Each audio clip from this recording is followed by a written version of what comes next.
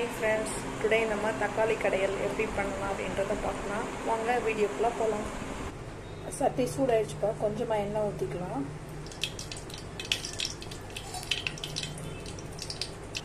தேவையான அளவு கடுகு போட்டுக்கோங்க. கொஞ்சமா உளுந்தம்பருப்பு, சீரகம் போட்டுக்கோங்க. இதோட நம்ம 2 வெங்காயம், ஒரு பச்சை மிளகாய் இதெல்லாம் கட் பண்ணி வச்சு சேர்த்துக்கலாம். இப்போ கருவேப்பிலையும் ஒரு 5-6 பல்லி பூண்டை இடித்து வச்சுருக்கோம்ப்பா, இதையும் சேர்த்துக்கலாம். வெங்காயம் கலரில் மாறினதும் நம்ம கட் பண்ணி வச்சுக்கிட்ட தக்காளி சேர்த்துக்கலாம்.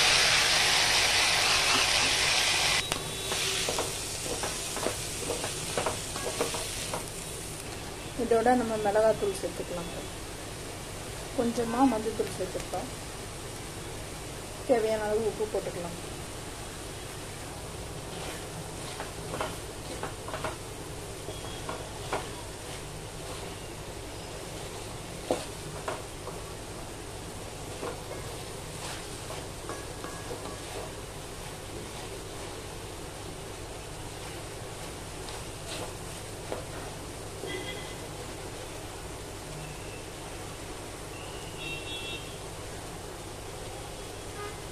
இப்போ கொஞ்சமாக மட்டும் தண்ணி ஊற்றிக்கலாம்ப்பா.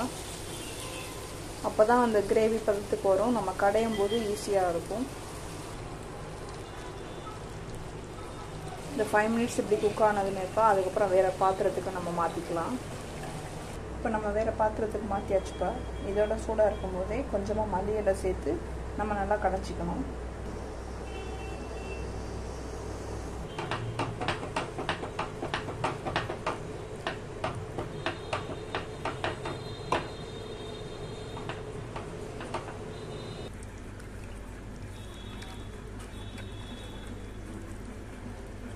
அவ்வளோதான் ஃப்ரெண்ட்ஸ், நல்லா கடைஞ்சாச்சு.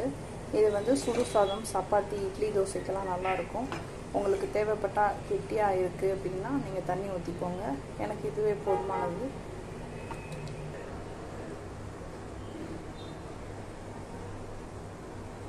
நீங்களும் இதே மாதிரி செஞ்சு பார்த்துட்டு பதில் சொல்லுங்கள்.